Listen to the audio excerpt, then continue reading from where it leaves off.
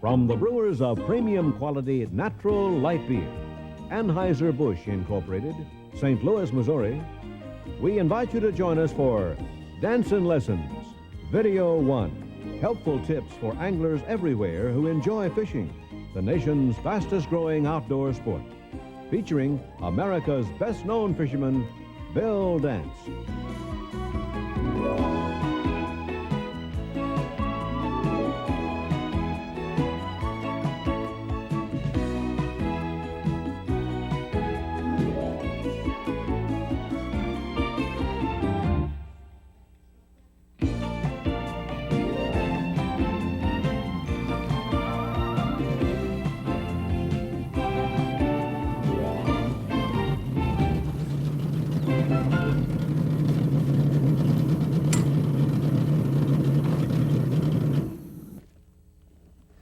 You know, there was a time when I thought that nothing could possibly give me more pleasure than locating and catching fish.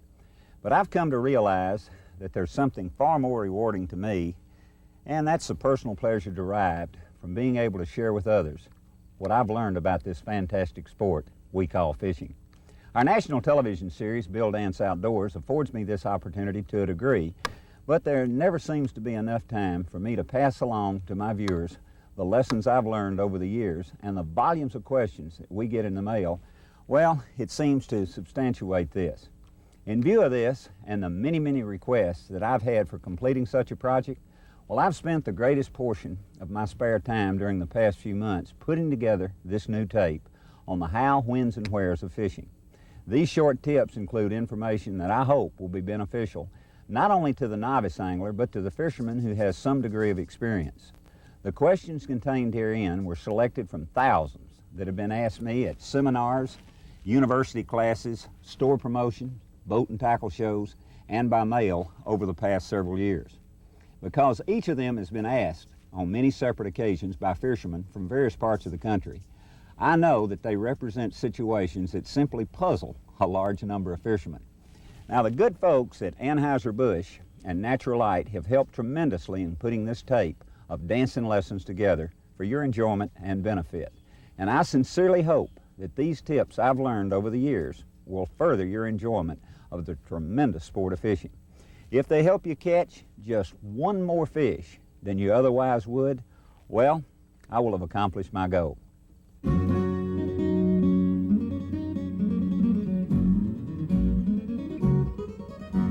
You know, when the sun is out and the sky is blue and there's not a cloud to spoil the view, the weather has improved just after a front has passed through, that sounds like the making of a good poem. When the sun is out and the sky is blue, there's not a cloud to spoil the view, the weather has improved just after a front has passed through. Well, anyway, conditions look great for a nice outing, such as going fishing. Well, these kind of days are known as high skies, high pressure, or bluebird days. But while such a day might be a great time for a nature hike or even a picnic, most anglers fail to realize that it may be one of the most difficult weathers for fishing. And I honestly believe that a change in barometric pressure that occurs on bluebird days drastically affects fish behavior. And most biologists tell me that high pressure seems to cause shallow water fish especially to have trouble keeping their balance. As a result, fish will hold up in thick cover, where he can use the cover to help balancing. Often fish will move deeper, where he's less affected by high pressure, and move into cover and bury up extremely tight. Obviously, your best bet for finding fish is either thick cover or deeper water on bluebird days, and those fish will be found holding tight to the cover. During those clear, bright, high-pressure days, the fish are really not going to be that aggressive as they are at other times, when the pressure is normal or on a rapid fall. And for that reason, a bait must be placed close to the fish if he's going to take it. The strike zone of a fish is greatly reduced under high skies. And because of the turn-off nature of fish, vertical fishing is one of the most effective methods. You have to fish for reaction strikes rather than feeding strikes. You got to adjust your thinking to possibly getting fewer strikes in a day where you'd normally expect to get much more if conditions were more normal. Without a doubt, bluebird days are often the hardest days to catch lots of fish. However, if you make the correct moves, you'll increase your chances for that day.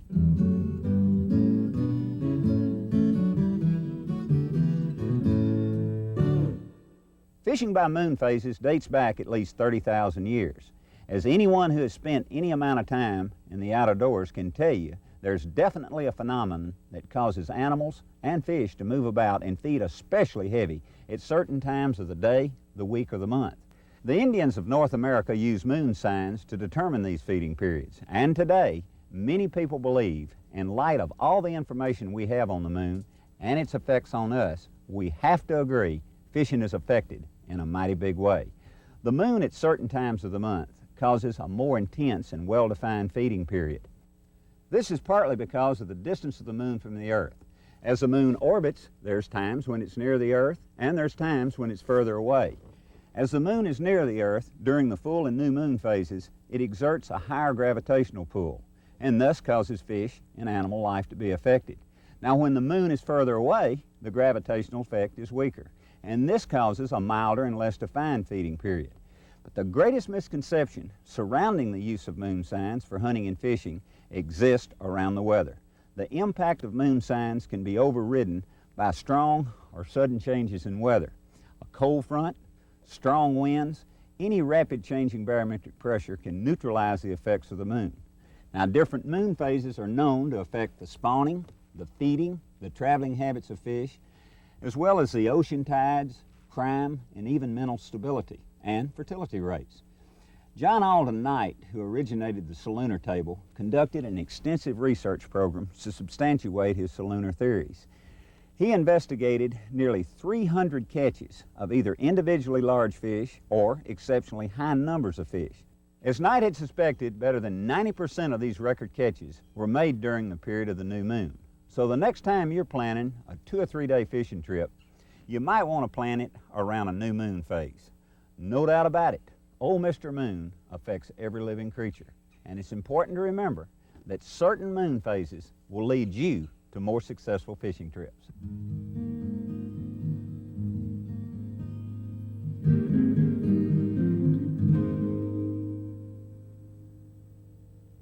You know, knowledgeable scientists and anglers have long known that predators use the eyes of prey fish as focal or aiming points during strikes. And the tendency to aim at the eye is so strong in many predators that some bait fish have apparently evolved tail spots or false eyes as a means of escape. Now, studies have shown that the strike effectiveness of bass that attack shiners with and without tail spots. These results show that bass miss spot-tail shiners twice as often as they miss similar bait fish without spots. The tail spots led the bass to strike the tail of the prey and thus allowed some black-tail shiners to escape by darting forward. Now, the bass evidently anticipated the direction of the movement better when the eyes of the prey more clearly identified the head. Perhaps anglers and lure makers should reconsider the use of false eyes or black shad dots in the middle or tail areas of the bait. Although a game fish is unlikely to be confused about which end of a moving lure is the front, a false eye causes short strikes, many times, especially during cold water or when you want a slow type retrieve. Based on this study, it might be best to either paint over the tail dots on the lure that imitate bait fish. You might want to go even one step further and highlight the eye of the bait to help the fish take better aim.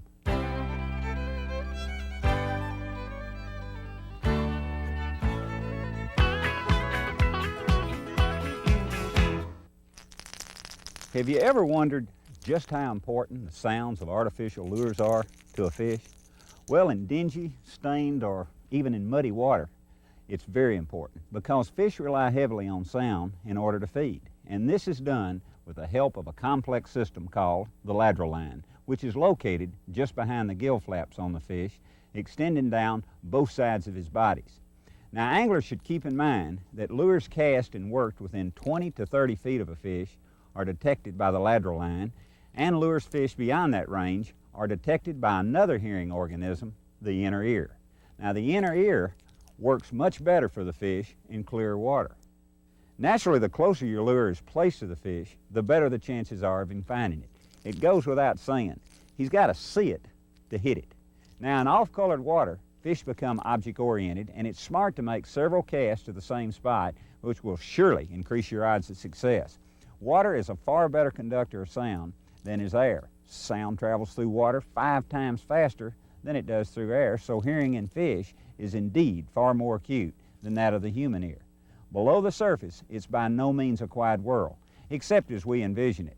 All aquatic creatures make noises of highly varied kinds that fish are capable of hearing. Keep in mind that the lateral line is a sense of distant touch. So on your next outing, consider what we've discussed and fish lures that are highly visible in color and create good vibration, especially when fishing off-colored water.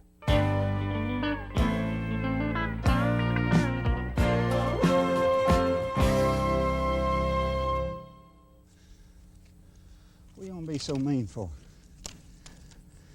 Huh? Hey, I got a tip to do. I ain't got time to talk to you. See you.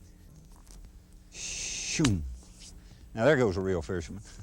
You know, most crappie, bass, and catfish, and even bluegill fishermen have 2 or 3 lakes they normally like to fish. And if I had to guess, chances are these lakes would be similar in nature, and the fishermen would tend to concentrate on similar areas in each lake. Now, somewhere along the line, when he began fishing these lakes, he tried a variety of areas, but he was only successful in a given type of water. Therefore, he gravitates back to that type of water each time he goes fishing. This type of water produces best because he's learned how to fish it effectively and he has confidence in his method.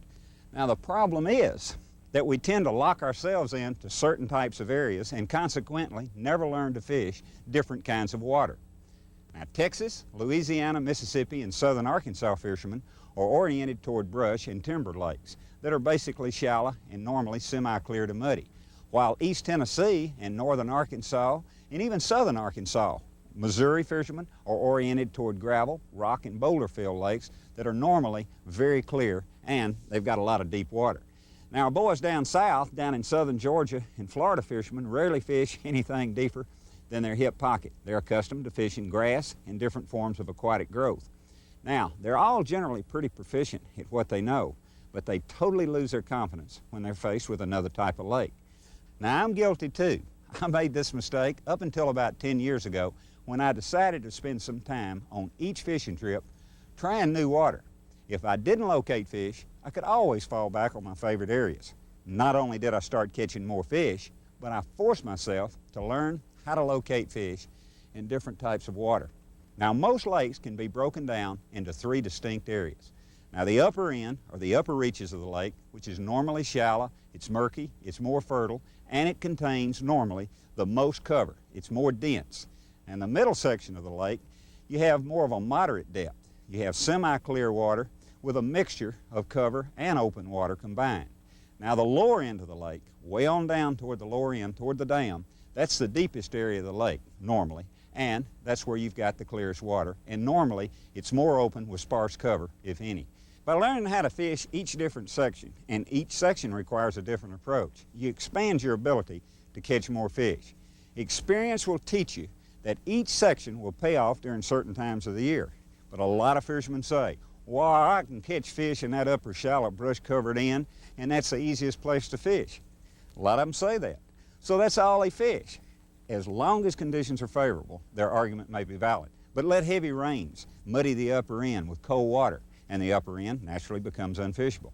You then have 2 alternatives. And you're right, neither is good. Be a hardhead and stay up in the upper end where you're lucky to get a strike, or head on down the lake.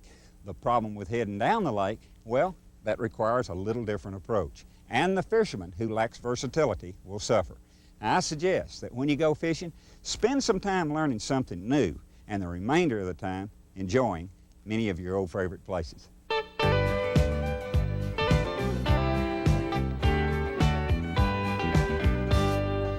Let's face it, fishermen are visually oriented.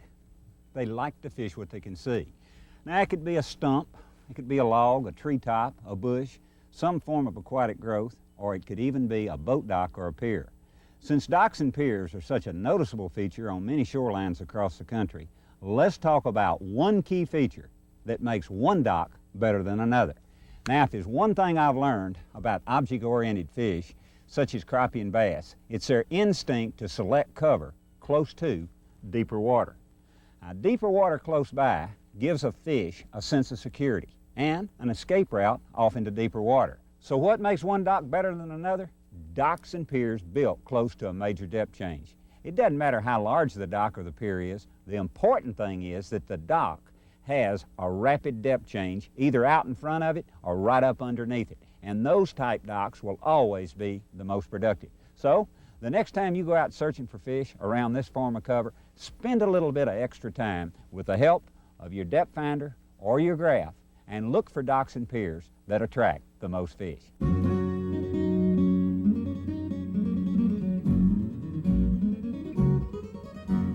Can quality reservoir crappie fishing be maintained despite deteriorating cover, such as brush, stumps, and timber? You bet it can, according to the results of a fish attractor study on Lake Barkley, Kentucky. From creel data and personal contact with anglers, fishery biologists have long known that the thinner more elements become, the harder it is for the average angler to locate schools of fish. The fish attractor study was a cooperative effort by 14 Southeast Fish and Wildlife Departments, several universities, and federal agencies. The results clearly proved that the placement of man-made fish shelters definitely benefited crappie. For example, in a 207-acre study area on Crooked Creek Bay on Lake Barkley, one site, a 1-acre fish attractor yielded 575 pounds of fish per acre, while a typical sparse cove held only 4 pounds per acre, and an open water area 30.7 pounds per acre. You too can build your own fish attractors, and one of the cheapest and easiest ways of doing this is to take a concrete block, a nylon rope, some concrete, and a cedar or a pine tree. Now these type trees hold their identity much longer than most trees, providing more shade and cover. Now it's smart to collect several, let's say just after Christmas. Now fishing's usually slow at this time of the year, so what's a better time than this to build and sink your own personal brush piles? Now, to prepare a tree for this, what you want to do is stand the tree in the center hole on the concrete block and pour concrete right in to anchor it into position. Then, at the same time, pour concrete in the other two holes. This will make it heavier when the concrete dries, and at that time, you take it out and lower each tree, or how many trees that you might have, into the desired position with this nylon rope. Now I know this takes time, but it will definitely bring results. Fish love these artificial hangouts that provide an ideal place for them to hide, to seek their prey, suspend, frolic, and do all the other crazy things that fish do. It's very important to remember that certain areas are much better than others for sinking brush piles. Normally the best places will be near structure. By this I mean any bottom area that has an irregular feature close by. It could be a channel ledge, a drop-off of any type, a long point, even a long secondary point that extends way out into the lake, possibly a high spot, a flat that has very little cover in it, just to mention a few.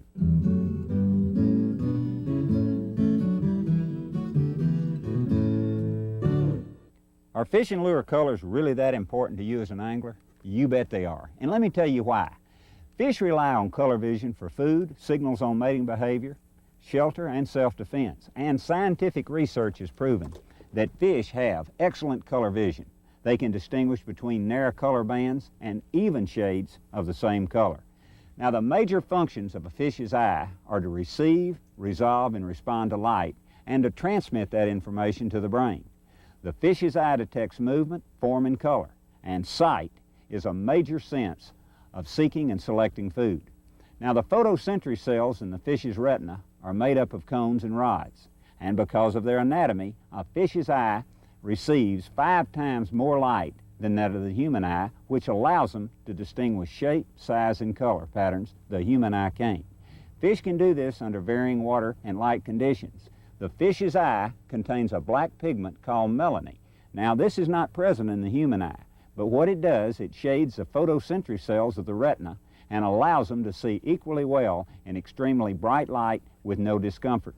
Did you know that for years, fishermen have been educated to the fact that sunlight hurts a fish's eye? Well, the truth is, bright light doesn't affect or hurt their eyes at all. The fact is true that shallow water fish can see better in shady areas than in well-lit water. As in all fish, the iris is fixed and cannot open or close down to adjust to the amount of light. This causes fish to seek shade on bright days. But there's more to that story. Any predator prefers to remain in shaded or darker water where it is afforded a certain amount of protection against its enemies while giving it the advantage in the strategy of feeding. It's far easier to see a minnow, a crawfish, a shad, or other prey swimming by in better lit water while remaining in semi-darkness, and naturally the prey cannot see the predator and the predator cannot see the prey. Example, if you were to turn all the lights on in your house at midnight and go outside in the yard, you could see everything inside. But at noon tomorrow, do the same thing. It'd be much more difficult to see into the house. Example, if we were looking out across an open field, we could see fairly well, but let's walk under a shade tree and look right out across that same field. Naturally, we're going to see so much better. Without question, on sunny days, you'll find more bright areas on the lake than you'll find shady areas. But don't be afraid to fish the well-lit water. All the fish in the given area won't be under that shady object. However, when shady areas are present, fish them well, because your offering will definitely be seen much better.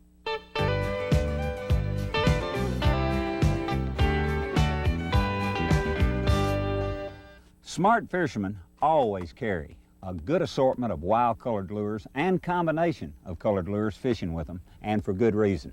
Let me tell you why. Have you ever wondered why nearly all freshwater fish and bait fish are dark on the top side of their body and white on the bottom side? Well, it's Mother Nature's way of camouflaging, and the purpose of camouflage is to confuse the vision of the enemy so it cannot see or recognize the prey. Now, there are many different methods of visual deception, but all involve shape, size, and color, and brightness, which is governed greatly by the amount of sunlight penetration into the water. The most common camouflage pattern for concealment is counter shading, a gradual shading of the fish from dark on the upper surface to light underneath and across the stomach or belly area. Now, look down into a body of water from above, and it appears to be dark no matter how clear it really is. From the depths, however, the water appears bright against the sky. For example, if the shading was the opposite, let's say light on the top and dark underneath, the fish would be very visible in the water because of the sunlight from above, especially so in clear water. A secondary effect of counter shading is to remove any appearance of dimension, which causes the fish to look flat rather than solid. Counter shading compensates for light coming from all directions. This effect blends in the light value along the flanks of the fish to present an overall neutral tone with no distinct break between the upper and lower surfaces. In this way, the fish can be nearly invisible from any angle of view. Logically, the need for contrast diminishes with depth, and deeper water fish tend to forego the more complex system of counter shading.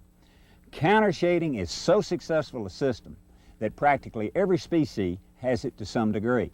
And this is one of the key reasons why all those wild lure combinations, color combinations, work so well, because predator fish can see these colors much better at times when they have all kind of difficulty seeing natural forage, such as minnows, shad, crawfish, or whatever. What I'm saying is you don't see live purple crawfish or orange-colored shad and pink minnows with green eyes.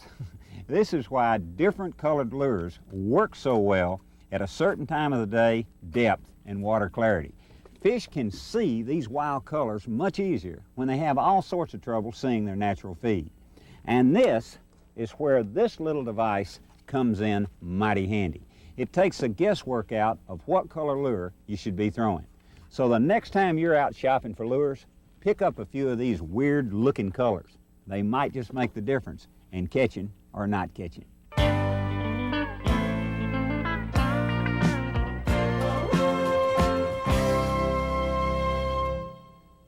You know, I'm totally convinced to catch big fish on a regular basis, one needs to use big baits, either live or artificial. Novice anglers seem to choose small lures probably because they believe that choosing a larger one will keep them from catching smaller fish. But choosing the right size lure, usually one larger than you would normally fish, in my opinion, that's the way to go, especially during the early spring, summer, fall, and even winter. Appetizers are human inventions. Bass, crappie, walleye, sauger, even catfish, large or small, are looking for a full course meal. Indeed, a big part of the choosing a big lure is in the looking. Fish can't eat what they can't see, and most times they don't prefer tidbits unless that's all that's available. Give them something they want and something they can see. Even if you're fishing at night, larger lures work better than smaller ones. Even though fish can see well at night, they can't see as well as they can during the day. However, they have a big advantage over most forage at night.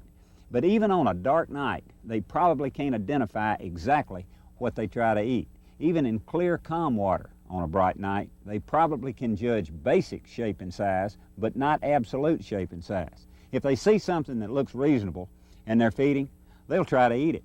Now, there's more margin for contact and less margin for error with a big plug too. A large plug is almost 2 to 3 times longer, fatter, or bigger than a smaller lure, and this creates a larger image that a fish is more likely to see. Plus, a larger bait creates more sound as it's moved through the water. So, where's the logic in using a small bait?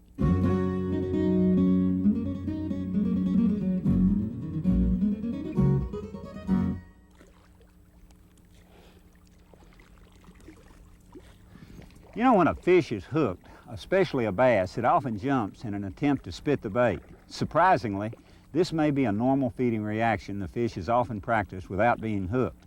Professor Gregory L. Howick of the University of Kansas studied the tactical feeding ecology of largemouth bass.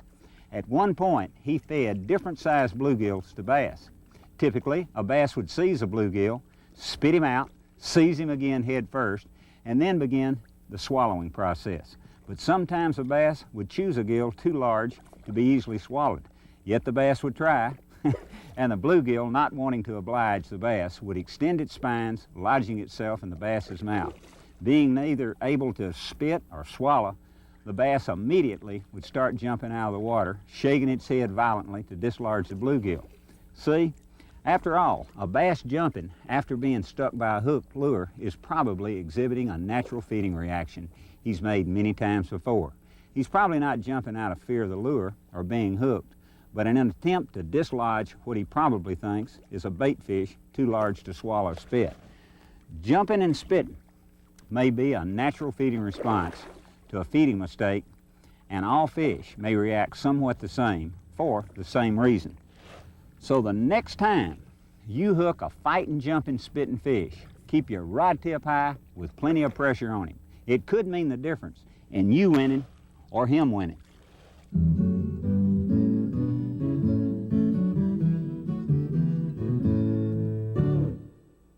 You know, fishermen can become lax about sharpening hooks, believing that just because a hook is brand new, it's needle sharp. Well, you'll find that if you take the time to sharpen each hook before using it, you'll hook and land more fish. And that doesn't take a mental heavyweight to figure that out. Hooks can be sharpened with a variety of hones and files, and a good inexpensive ones can be found in most hardware stores. This little tool can really do a job on a hook, and it takes only a few strokes. The key to sharpening any hook is to create cutting edges. It's not really the sharp point that's as crucial for hooking a fish as a pair of cutting edges. Holding the finger of one hand with the bend of the hook towards you, the eye away from you, and the point on top. Lay the file at 45-degree angles against one side of the hook, right like I've got here. One side of the hook point between the barb and the point. A few strokes will flatten this side, forming a cutting edge. Now, put the file on the other side, maintaining a 45-degree angle. Now take a few strokes forward, and the results will be a cutting edge on the top opposite the barb, formed by two 45-degree angles, plus a pair of cutting edges, one on each side, midway between the back of the point and the barb. So, if you're after a few fish, or even a limit, the hook had better be sharp and had better be set with authority. Who knows? That strike might just be the fish of a lifetime.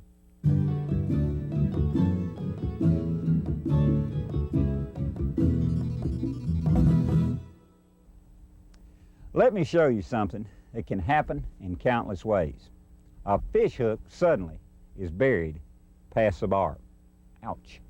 Removal can be painful, even a hazardous procedure, especially when someone comes along and wants to either cut it out or yank it out. But let me show you a quick method for removing it. All you need is a piece of monofilament fishing line. Take a piece about 20 inches long, 17 to 20 pound test is a good test to use.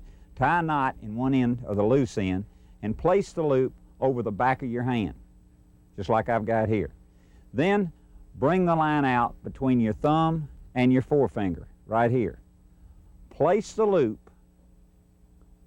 over the eye of the hook, pull it up to the middle of the hook bend. Now, what you want to do here is apply pressure to the eye of that hook, like we've got right here. Get a grip on it. Then, at the same time, what we're going to do, we're going to give a sharp jerk. Now, this will neatly pop the hook out of the hole that it entered, I hope, causing no additional pain and leaving a small wound to heal. All right, and here applying the pressure right here, we're going to pull it out. Just a strong, steady pull. We're pulling it out the same way it went in, just like that, and then it pops right on out. Then, if possible, what you want to do is add some type of antiseptic, like hydrogen peroxide. And what that'll do, that'll prevent the invasion of germs, and it'll take the soreness out of it too. That'll help a lot.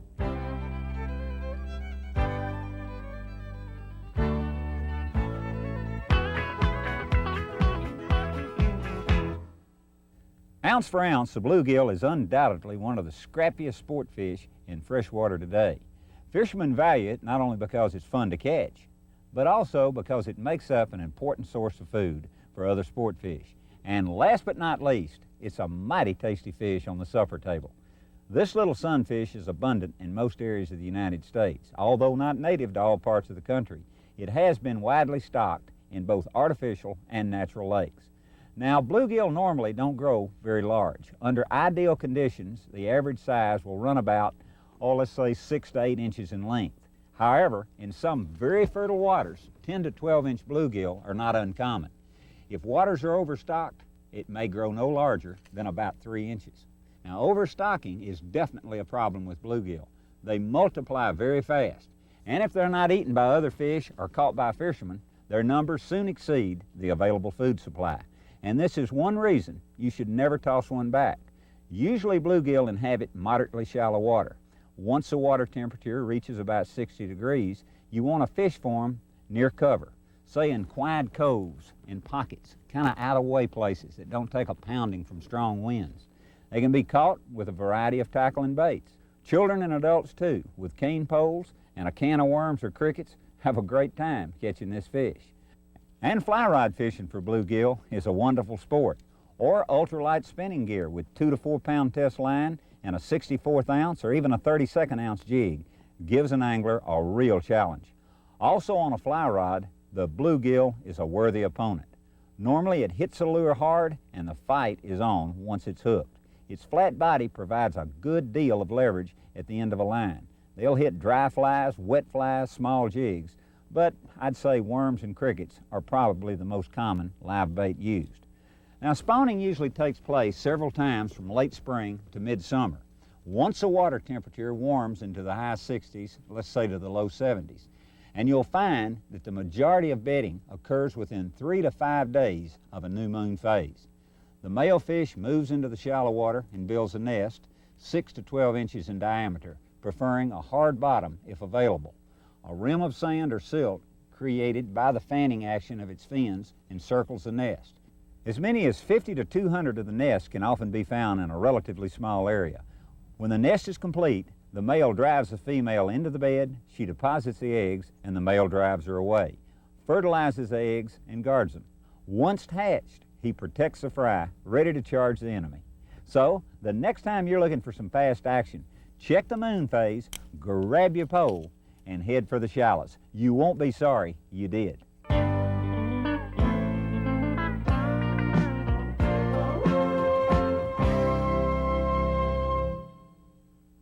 A little bit earlier we talked about docks and piers. Well, they've always been one of my favorite objects to fish simply because they're found on most lakes I fish around the country.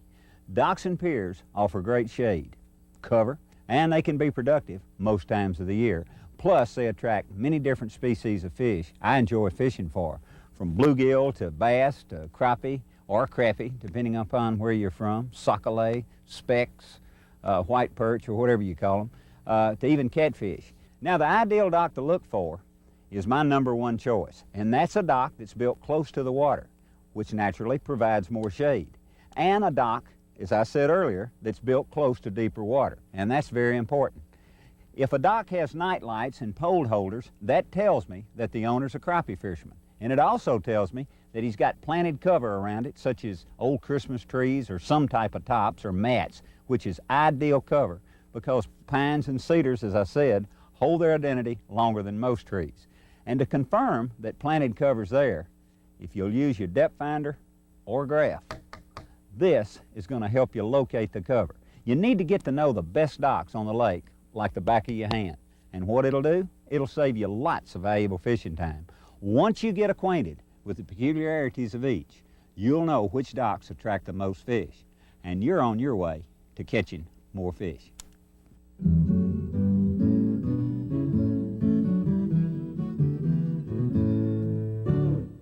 Successful fishermen who continue to catch fish, even when conditions are tough, will tell you that the key to their success is the ability to find underwater structure. And they'll also tell you, for every few fish found along the shoreline, after spawning, there's at least 100 or more holding on some form of underwater structure.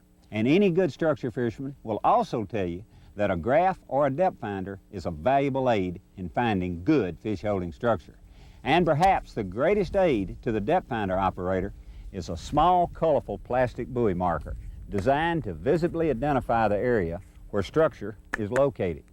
Now, commercial markers are generally manufactured from high-impact plastic, and they're highly visible, either yellow or fluorescent orange in color. Now, fishermen refer to them as marker buoys, structure markers, or reference markers, and they're large enough to be seen at least 100 yards away. They contain about 50 feet of nylon cord and a minimum of 4 ounces of lead right on the bottom end of it. And if they're properly constructed, the buoy will not turn over in the water when the weight has reached the bottom. Buoys should be used to pinpoint structures such as drop-offs, underwater ledges, stump rows, ridges, any high spot, plus any other form of structure that fish seek and use. They're a valuable aid to fishermen who like to troll, since they'll mark the location of a school of fish and eliminate the hit or miss method of catching them. Always keep a marker buoy close at hand, just in case, for example, you lose a good fishing outfit or something overboard. A marker buoy dropped immediately at the spot can speed the recovery of the outfit.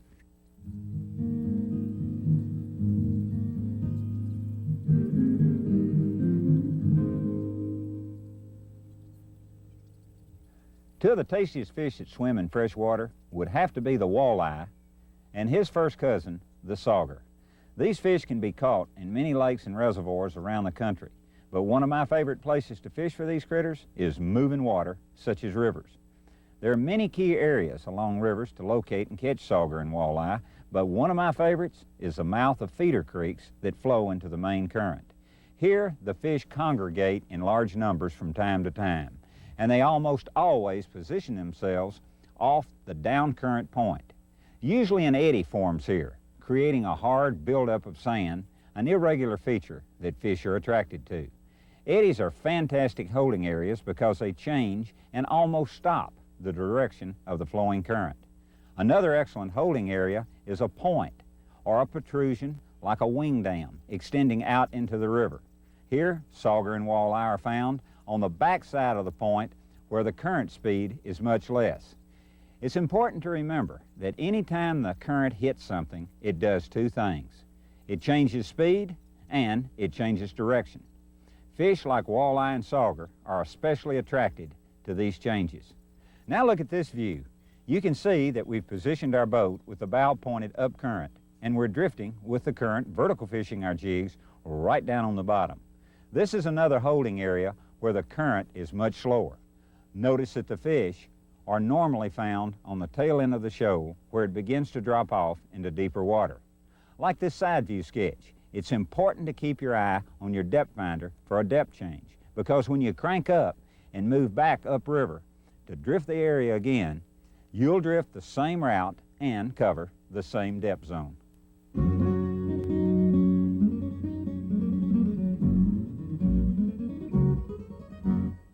Living on the banks of the #1 catfish river in the country, the mighty Mississippi, I find myself going after catfish several times during the summer months.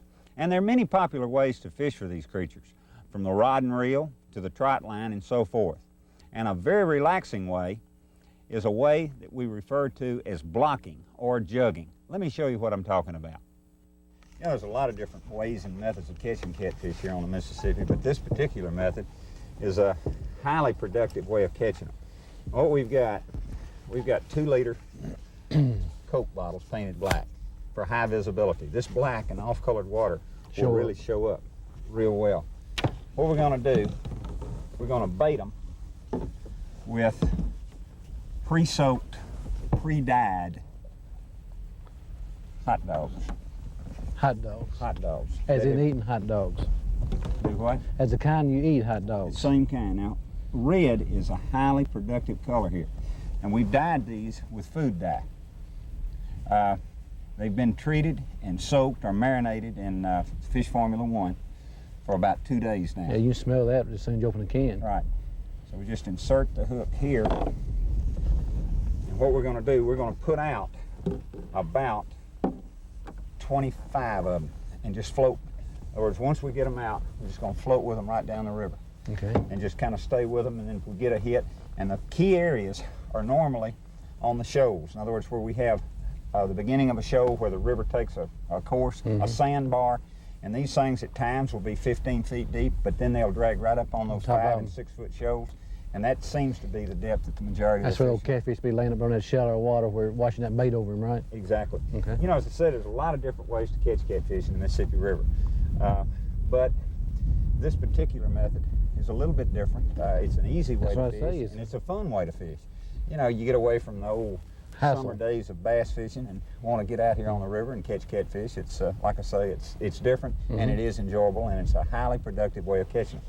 So I'll tell you what, let's do. Let's start getting some of these in the water. Yeah, stick in on them and get them.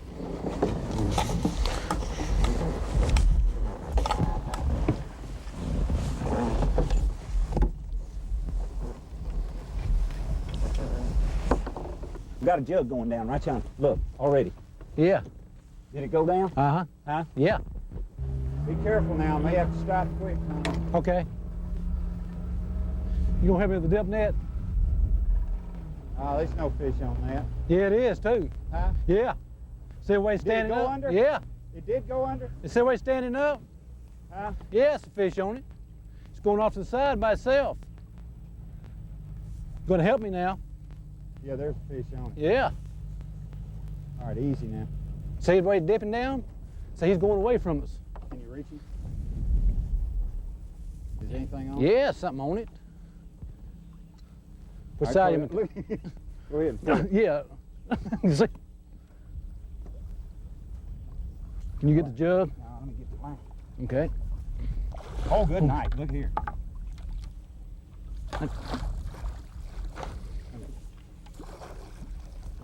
Got it? Got it. Okay. Just get jug and all. We can rebait it. Yeah, that's a nice one. Oh, he looks like. See where you made the jug stand up? Yeah. Getting pliers. I might get it out without the pliers. Yeah. Got it. It's a nice little channel cat.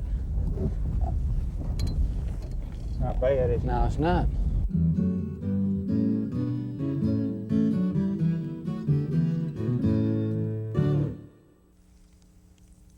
Let's talk a little bit about tuning your crankbait. Your lure runs to the right, or it spirals and jumps up out of the water. Well, what do? Well, don't just throw it back in the tackle box and tie on another one. If by chance the lure runs off to the right when you're retrieving it, hold the lure with its lip facing you and slightly bend the line eye, not the O-ring, to the left. Just bend it to the left if it's facing you.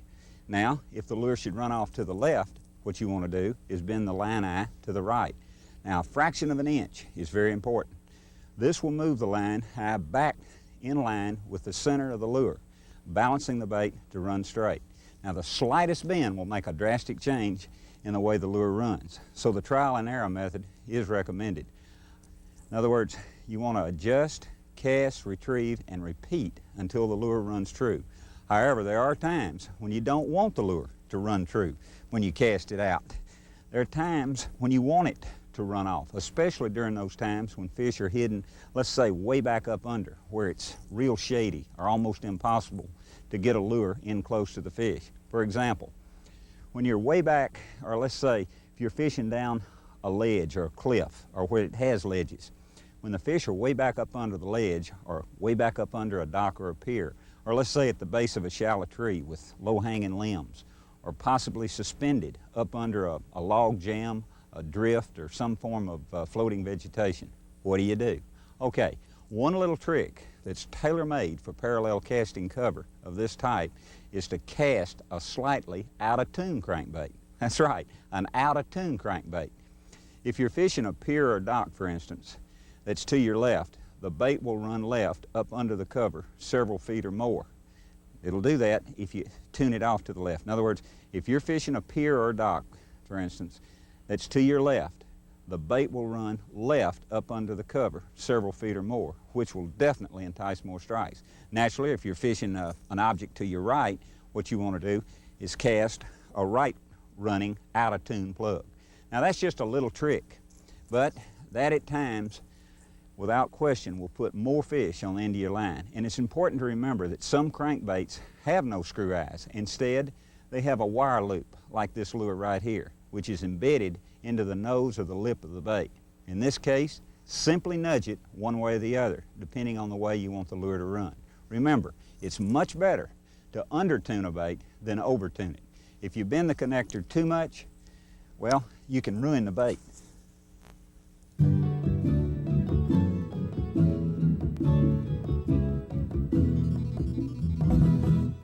You know, there's a lot of different things that control fish behavior and fish location, but one of the most important things is pH. So, what is pH? Well, pH is a measurement of acid-base relationship in water. The pH scale ranges from 4 to 10. A pH of 7.0 is considered to be neutral, or neutrality of water, neither acid nor alkaline. Any value below 7.0 is acid, and any value above 7.0 is alkaline. Water pH controls all aspects in a fish's life, including the spawning, the development, the growth, the feeding, the metabolism, and the habitat selection. Because pH is so extremely critical to fish, an understanding of this water quality parameter will increase your fishing success tremendously. The pH method for fishing is based upon two considerations. One, observing the pH on the surface of the water, and two, checking the pH at each foot below the surface to the bottom. The pH meter, well, it's a tool that will quickly and easily identify a break line and unproductive water. Now, a pH break line can be as small as 0.2 of a unit, such as a drop from, let's say, 7.8 to 7.6, or even more drastic, dropping as much as 0.4, let's say from 7.6 down to 7.2. Now, if you find a break to occur between 7 and 8 feet, for example, well, what will this tell you? Well, it'll tell you that you can catch fish from the surface down to 8 feet. However, the most active fish will be holding just about the 8-foot level, 7 to 8 feet. And that's where the break line occurs. Now, fish must live within an environmental condition that exists or occurs within the lake. And all species of fish are most aggressive when the pH is between 7.0 and 9.0. Now, when the pH is above 7, or let's say 9.0, or below 7.0, the fish become less aggressive and they're much more difficult to catch. And I'm going to say that one more time. When the pH is above 9.0 or below 7.0, the fish become less aggressive and they're definitely much more difficult to catch. Now, once you've determined the best area to fish, the next step is to determine what depth you should be fishing. Fishing the correct depth is one of the most critical components to successful fishing. Okay, now, drop the pH weighted probe and take a surface reading. Then read the pH at each foot. The cable is calibrated all the way down to 50 feet. All right, read the pH at each foot until you see a 2, 3, or 4/10 drop. Now, that's the pH break line you're looking for. In checking for this break, allow about I'll say approximately 10 seconds at each level for the meter to adjust to the correct pH. Once you've determined the depth of the pH break line, don't fish any deeper. Normally you'll find that the break line will be the same throughout the area that you're fishing. However, if you should move to another area in the lake, it's best to check it again. And it's smart to also check the area you're fishing periodically, because it can change from morning to afternoon, or with a change in the weather, from let's say cloudy to sunny or sunny to cloudy. This kind of reminds me of a trip I had one summer fishing a Mississippi River oxbow on a very cloudy day.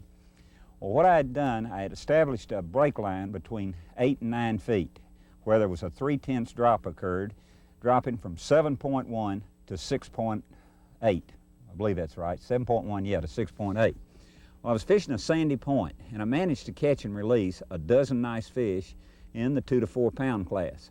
Returning the next day to the same spot, I began fishing the same depth as I did the day before, 8 to 9 feet.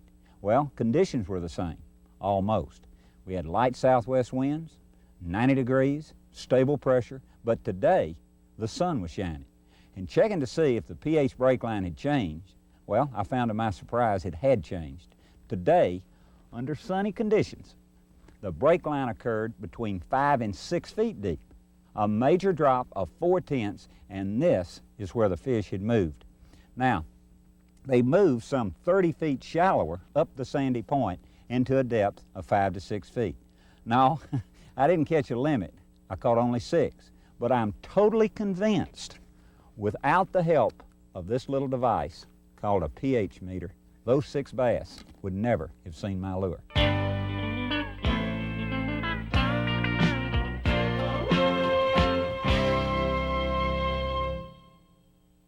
You know, we've talked about fishermen being visually oriented. They like to fish what they can see. They feel more comfortable fishing an object, more so than getting out fishing 18, 20, 25 feet deep on some type of underwater structure. I'm the type of guy that likes both of them. I like to fish, I enjoy fishing structure. I think that deep water fish are a lot more dependable fish than shallow water fish. Barometric pressure changes don't affect deep water fish near as much as they affect shallow water fish. But of all the different types of objects, we're talking about fishermen being visually oriented in fishing objects. We've talked about bushes, we've talked about piers, we've talked about stumps. One type of object that I enjoy fishing, as well as many other fishermen, are floating logs. Now, floating logs, well, they're classified as an irregular feature, and they can be a dynamite object to fish. Now, usually your larger logs are better. Now, let me tell you why. Even though a particular log may have plenty of cover, it may or it may not have plenty of cover around it, such as bushes or brush, grass, or whatever, it's usually the horizontal shadow created by the floating log. It's not the other cover that attracts and holds the fish. This structure will produce deep horizontal shade, well, all day long, instead of a shallow vertical type shadow that rotates 180 degrees, as in the case of, say, standing timber. It also serves as a long horizontal ambush point where a bass and other predator fish can readily attack bait fish without ever leaving the security offered by the shadow. Now, when bass are shallow, one of the first visible objects that I look for in a mass of standing timber or even in open water or in any form of aquatic growth would be horizontal logs. And I can recall many days when fishing this type of cover, well, it really saved the day. Now, when it comes to lures and how to fish them, well, the spinnerbait earns my praise here. However, at certain times of the year, from let's say late spring on into the summer, topwater plugs or buzzbaits can really provoke some exciting action. Another important thing to remember is to position your boat where long casts can be made to parallel. In other words, what you want to do, you want to parallel the log. By doing this, you cover 100% of the strike zone, and it can be covered by a long cast coming all the way down the end of the log. Fishermen have the tendency to throw across the log and pull their bait across it. Therefore, they're really only covering 5% of the log. So what I like to do is cast beyond the opposite end of the log, if possible, then retrieve my spinnerbait along the outside edge of the log as it comes right down the log. Now, most of the strikes occur just as the lure clears the end of the log.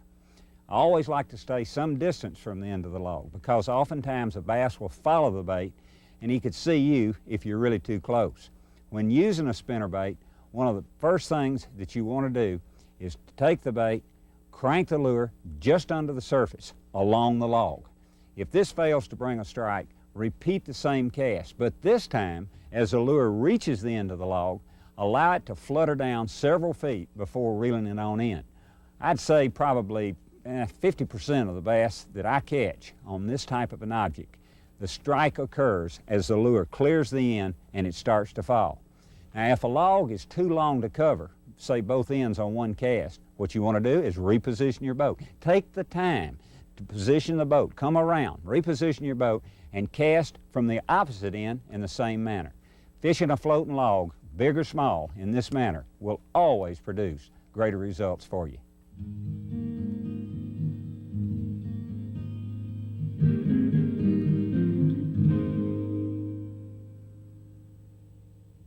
You know, every day someone says, why are big bass smarter?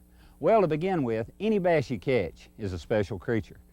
It's probably 1 out of 1,000 that survive to reach maturity. Many of his brothers and sisters fail to survive for multiple reasons. First, the eggs survived raids by packs of hungry bluegill and many other egg-eating species. After hatching, it ran the gauntless past an almost endless string of predators such as larger fish, turtles, snakes, frogs, dozens of birds, otters, raccoons, plus other fish eaters. In addition, mortality came from pollution, disease, bacteria, fungus, and many different types of parasites in different forms of infection. That little 12-inch bass has to be gifted with special senses and instincts to have reached the 1-pound size. With all the above to contend with, he still must face yet another predator. Perhaps his #1 predator, and that's man himself. Consider then how gifted with survival senses and instincts bigger bass, let's say those above 6 pounds, must be. If they weren't, they would never have made it this far. You know, it's been said many times, you don't get old being a fool. So, as we theorize, give the 6-pounder credit for being smarter and approach them respectively. When it's all said and done, and you've landed that smart old bass, well, you've really accomplished your purpose, and that was to catch a good-sized fish. So now, you're the deciding factor if this special creature lives or dies. He's come a long way through some tough times, so why not give back to him by releasing him gently back into his world? In the eyes of many and yourself, you'll be a better man for doing it. If you're like me, it's hard to kill something that gives you so much enjoyment, especially something that there's a shortage of. So, you catch a lot of fish, you keep what you can use, and you release the rest. I do hope you'll do just that, so that together we can ensure an abundance of bass for generations to come. Before we get out of here, I want to say just one more thing. The good folks of Anheuser-Busch and Natural Light and myself surely hope you've enjoyed the past hour. Well, I've cast out some of my favorite fishing tip lessons your way. I've tried to give you tips that will work anywhere on various types of fish, and most importantly, a tape you can refer to for years to come and still gain valuable lessons. I've truly enjoyed putting these lessons together, and I've had a heck of a lot of fun doing it. So look for more dancing lessons in the near future. Hey, and don't forget our future fishing buddies. Pass these tips on when you get a chance to those youngsters out there. So until next time, how about catching a big one for me?